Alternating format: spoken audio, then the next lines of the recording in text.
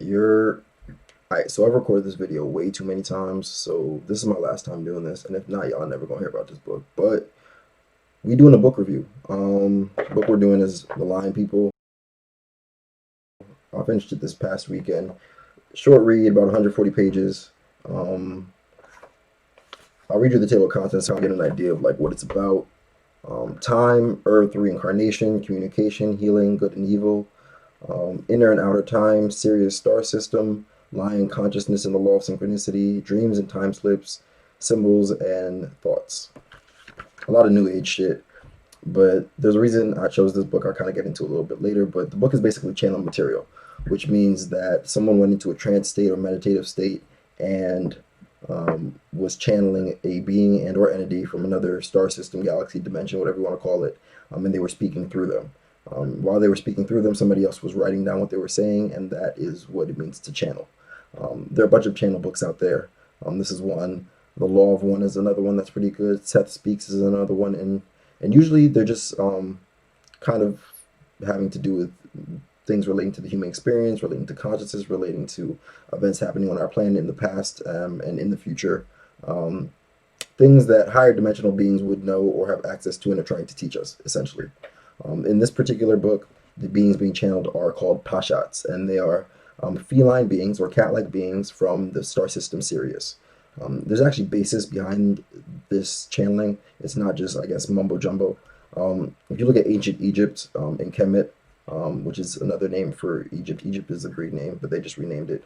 Um, yeah, so they actually spoke about these beings and a few of the deities that they revered and or worshipped that you'll see in a lot of the hieroglyphs in the temples were feline beings. You have Bast, you have Sekhmet, which were both deities who were represented as having cat heads.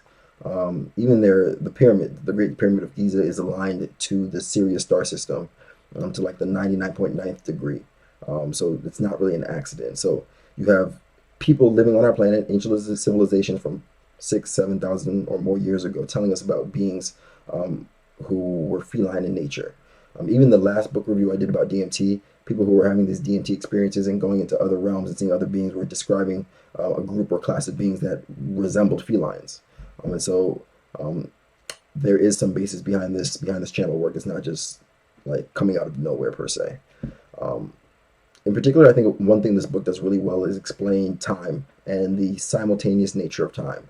Um, we experience, as humans, we experience time as like past, present, and future. So linearly, right? From moment to moment to moment. You really can't go in the past. You really can't go in the future. All you're experiencing right now is the present. But that is an illusion. That's fake. Time is actually not linear. Time is occurring simultaneously at the same moment. If anything, I would think of time more as a circle rather than a line. But we can get into that another day. But a good way to think about this, right, and think about the reason or way we experience time as we do. All right, so here we have a water bottle, right, and imagine there's an ant who has like a very limited point of view of sight, right, crawling up this water bottle. Um, the ant would experience its crawl up this water bottle in terms of the movement of time passing from moment to moment to moment, right? And for the ant, it would look like, I guess, each ridge of this water bottle is coming up, coming up, coming up, and it's just appearing out of nowhere. The ant doesn't have as much sight to see as far ahead or to even comprehend the idea of like a three-dimensional circular water bottle, right? Us as humans who have I guess, another dimension of awareness can see that this is a water bottle, can see the top, the middle, and the bottom simultaneously at the same time, can realize that nothing is appearing, it's always been there. For us, the water bottle is one and the same in its entirety at all times. For the ant, it would be experiencing the water bottle like as the passing of movement in regards to its motion, if that makes sense, right? That's the same thing for us, right? We see our daily lives as that passing or that moving that passage of us moving through time, right, in a linear fashion. However, if we were to step back from a higher dimensional sphere of awareness, let's say we had a fourth or fifth dimensional perspective, right, we could recognize time as all existing at the same moment. Nothing is appearing out of nowhere. It was always there. We are just perceiving it slice by slice by slice. So we are the ant of the third dimension. Um, if we were in the fourth or fifth dimension, it would have a very different perspective. This book does a pretty good job of explaining that. It also talks about inner and outer time. So inner time is this linear time that we're experiencing now, and outer time is more of a timeless zone where time doesn't exist, where you have that dimensional awareness, a higher dimensional awareness. And it talks about why we experience both. So right now we're in inner time, and there's our piece of our essence is in inner time. So you and yourself and your body and your consciousness right now is experiencing inner time. There's also a part of you that is experiencing outer time, and people like to call that your higher self, right, or whatever you want to call it. But that part is timeless. That part is immortal. That part does not change. That part has a higher dimensional sphere of awareness, and that part stuck your ass in inner time for a reason. Whether it is to learn a lesson, whether it's to solve or resolve some karmic debts that you have, whether it's just to be in this time sphere to bring about a new age or a new sense of awareness or consciousness, whatever it might be, you are in inner time right now for a reason. However, when you die, when you pass on, when you ascend, if you want to call it that, you will return to a state of timelessness. You will leave inner time, that linear sphere of awareness, and you will return back to where time is a circle where you can see everything at the same moment. So this book does a pretty good job of explaining that, and for that reason alone, I would recommend it. Kind of going into like where we see felines in pop culture and why cats themselves are important to recognize and why lion beings actually makes some logical sense a little bit. In Kemet, in Egypt, they revered cats. And because they recognized that cats were able to perceive things that we were not. Cats are able to see more along the visible spectrum than we can, right? So we're very limited in our view, in our sight, right? We can only see the visible light spectrum, but there are X-rays, there are gamma rays, there are microwaves that are all around us that we can't see, but they make up colors that we can't even imagine, things and objects and whatever you want to call it that is all around us, but because we can only see certain things, that's outside of our awareness. Cats have a larger slice of that spectrum. They can see more. And so the Egyptians knew this and they recognized this, and because they recognized it, they recognized that cats were on a higher level of awareness than we are. Not intelligence wise, but just awareness and consciousness wise. They were also put in temples to because they were able to see things in other dimensions and other frequencies. They were put in temples as guardians of the temples. Their energy is naturally positive in natured energy. When a cat rubs against you, it's actually cleaning your aura. It's cleansing your aura. In fact, while cats sleep, they often astral travel. Cats can meditate. They're just higher level beings.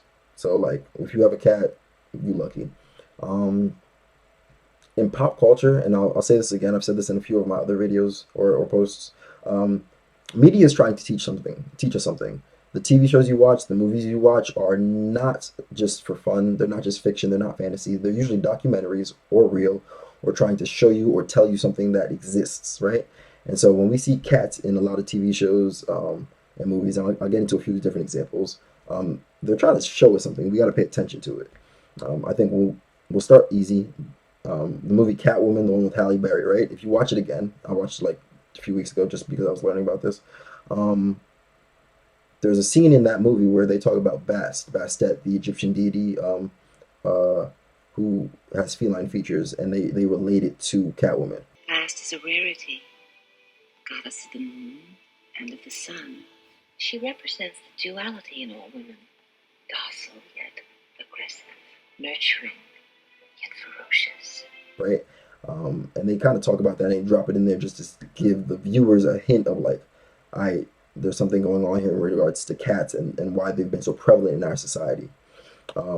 If you look at the show Thundercats, which is an animated children's TV show from the 1980s, and it was remade in the 2000s, it talks about alien beings or alien cats coming to Earth and living on Earth. And then the main character, the main antagonist in that show was a guy named Mumra, who was an Egyptian mummy. So like you got alien cats fighting Egyptian mummies, and so it's like trying to tell you something about cats and about the whole idea of why cats were revered in Egypt, and there's something more there. And I think the last one, and it might be the more mainstream one, in the movie Captain Marvel, there was a cat, right? And so the bad guys, the shapeshifters, were scared of this cat, and it was because they recognized that the cat was not a cat; it was an alien being living on our planet in the form of a cat. This isn't what you're afraid of, is it? That's not a cat. That's a flurkin. A flurkin. In fact, that cat had the ability to like suck things into its mouth into other dimensions and shit like that. I'm not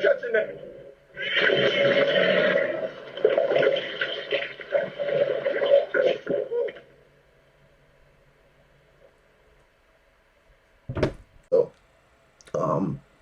when you see all this stuff, like you got to recognize that it's trying to tell you a little bit about your history, whether you recognize it or not, whether you believe it or not. It is a part of our planet's history, and so this shit is it's not stuff you're gonna learn in school because it doesn't fit the model. It doesn't fit the brainwashing model that you're taught in school of get a job, go to work, retire, 401k, all that bullshit. Like this is something that has to do on where we fit in the universe, not just on Earth, where we fit in the universe. Um, Even the idea of star seeds. So for those of you who aren't familiar, star seeds are individuals who are currently living on our planet, incarnated on our planet, who have had past existences in other star systems and other galaxies as other beings, right? And so you have a group of people, a bunch of people who were star seeds, who are Lyran star seeds, who had past incarnations as these feline beings in Sirius.